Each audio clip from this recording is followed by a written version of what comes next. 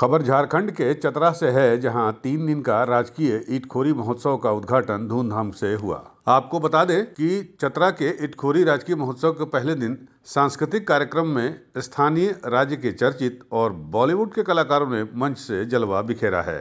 Indian idol 10 के विजेता सलमान अली और मशहूर भोजपुरी लोक गायिका चंदन तिवारी ने मिट्टी गीतों के जरिए सुरों की महफिल सजा दी। दोनों सिंगरों ने माता भद्रकाली की भाव भंगिमा से श्रद्धालुओं को मुग्ध कर दिया। एक से बढ़कर एक गीत इन्होंने पेश किए, जिसकी लोगों ने वहां पर जमकर सराहना की। आपको बता दें, इनके अलावा पहले दिन न्यू झारखंड कला संगीत सृजन केंद्र के कलाकारों ने नागपुरी नृत्य प्रस्तुत किया। वहीं नटराज कला केंद्र ईचागढ़ के कलाकारों के छाऊ नृत्य की प्रस्तुति की लोगों ने जमकर सराहना की, जबकि स्थानीय कलाकार नीरज डांस एकेडमी चतरा के लोगों ने भी अपनी प्रस्तुति दी। लोक गायिका चंदन तिवारी ने मां भद्रकाली की जयंती मंगला काली भद्रकाली कपालिनी के श्लोक के कार्यक्रम से इसकी शुरुआत की। इसके बाद करी सुमिरन वाहो जय मैया भद्रकाली के भद्रकाल हमारे कष्ट जल्दी हरो, महामाया हमारे कष्ट जल्दी हरो, भटकत जात हो रामा आदि गीतों से श्रोताओं को मंत्रमुग्ध कर दिया। सांस्कृतिक कार्यक्रम प्रस्तुत कर रहे कलाकारों को वहां मौजूद अतिथियों के द्वारा मोमेंटो और अंग वस्त्र देकर सम्मानित भी किया गया। आपको बता दें, इसके पहले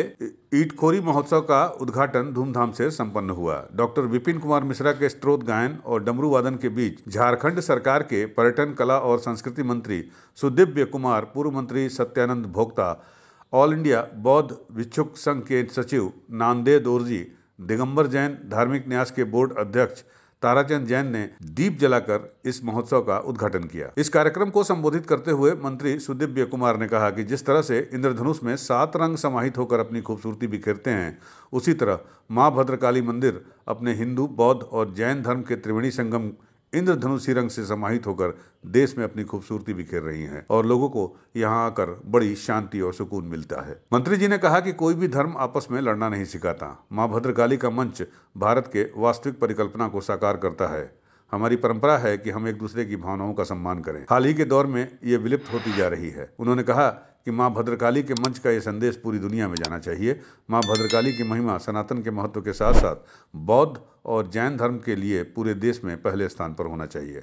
उन्होंने कहा कि आने वाले दिनों में भद्रकाली की खूबसूरती देश दुनिया में फैलेगी। राजकीय इटखोरी महोत्सव और भव्य किया जाएगा और आने वाले दिनों में ये महोत्सव भारतवर्ष का एक प्रतीक महोत्सव बनेगा। साथियों, मां भद्रकाली की इच्छा थी कि आज मुझको यहाँ होना था, इसलिए मैं आज मां भद्रकाली के आदेश पर चलता है। पूजा अर्चन हुआ, वास्तव में बड़ा सुकून मिला, शांति मिली और वास्तव में भारतवर्ष या हिंदुस्तान की परिकल्पना इन्हीं बातों की थी और आज इस परिकल्पना को इस मंच पर साकार होते हुए देखना एक बड़ी सुखद अनुभूति है। किसी धर्म ने आपस में लड़ने को नहीं कहा, किसी धर्म गुरु ने लड़ने को नहीं कहा। हमारे हिंदुस्तान में सभी धर्म सहजीवता के आधार पर एक दूसरे की भावनाओं, आस्थाओं का सम्मान करते हुए साथ साथ जीने और चलने का एक बेहतर तारतम्य और कला विकसित हुई। लेकिन हाल के दौर में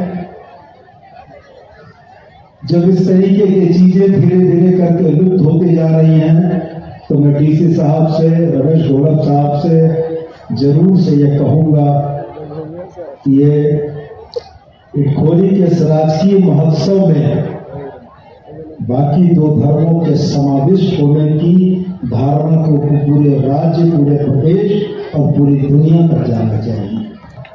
इतनी खूबसूरत चीज जो इटखोरी की धरती में छुपी है, इसको बहुत उजागर नहीं किया जा सका।